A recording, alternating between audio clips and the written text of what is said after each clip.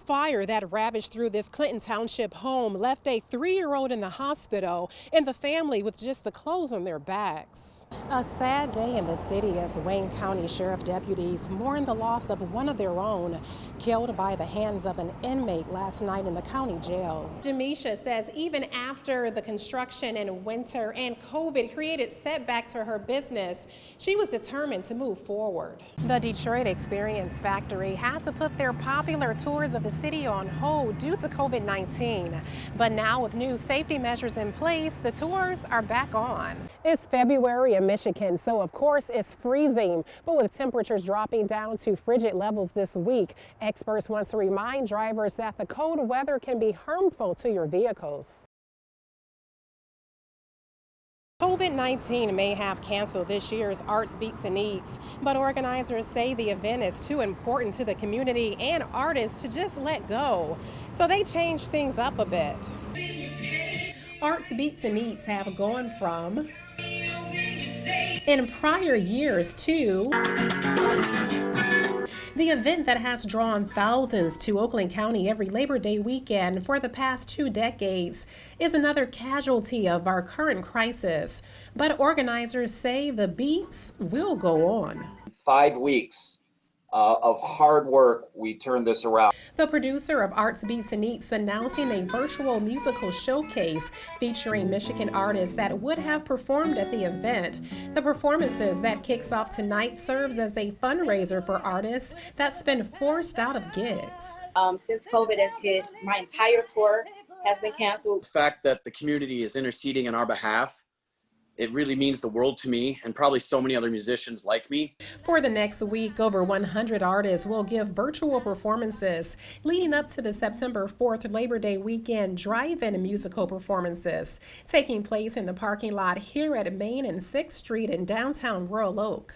It's 50 cars per show. Maybe the governor will expand us a little bit between now and the event. Creative events will also be held for the Arts and Eats aspect of the fest.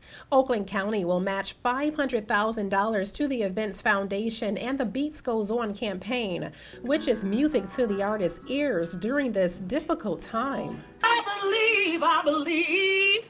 Everything gonna be all right. State and city officials said from the very beginning that ballot counts would not be completed on Election Day. Now today, the day after election, there are community activists out marching around the city to make sure that when those ballots are tallied, that everyone's vote is counted. Not gonna let them stop until every single vote is counted. Congresswoman Rashida Tlaib joined hundreds from the community and grassroots organizations in Midtown for one of several rallies and marches in Detroit. The peaceful events were in support of those who voted absentee, demanding that although the election is over, those votes are still counted. It's a process for a reason, especially in the times that we're living in with the virus and everything. We have to allow this process to actually work so that we can see how the powers in this country is transitioned. Several members of the clergy and various religious backgrounds joined with other activists and marched down Woodward in solidarity of the cause. A travesty of democracy, what we're seeing. And what the organizers say they are seeing is the suppression of the absentee ballot votes. And as long as that's happening, they will continue to march. So why'd you abandon Beverly? The hit CW show All American returns for its 3rd season this Monday. The football-themed high school drama has gained popularity, but what you may not know is one of the show's actors is... I'm originally from Detroit, Michigan. I grew up on the west side of Detroit. Both my parents were Detroit police officers when I was growing up. And ironically, Merritt McCarthy is also in law enforcement. Well, at least he has been on several TV shows and movies. So how does one go from the west side of Detroit to Hollywood? McCarthy says for him, it all started when he discovered a special ability in elementary school. And so I came up and I did this like improv, and the whole class busted out laughing. And it kind of hit me that I had this ability to spontaneously come up with stuff and entertain people. McCarthy carried that passion with him to Cass Technical High School, where he participated in acting clubs.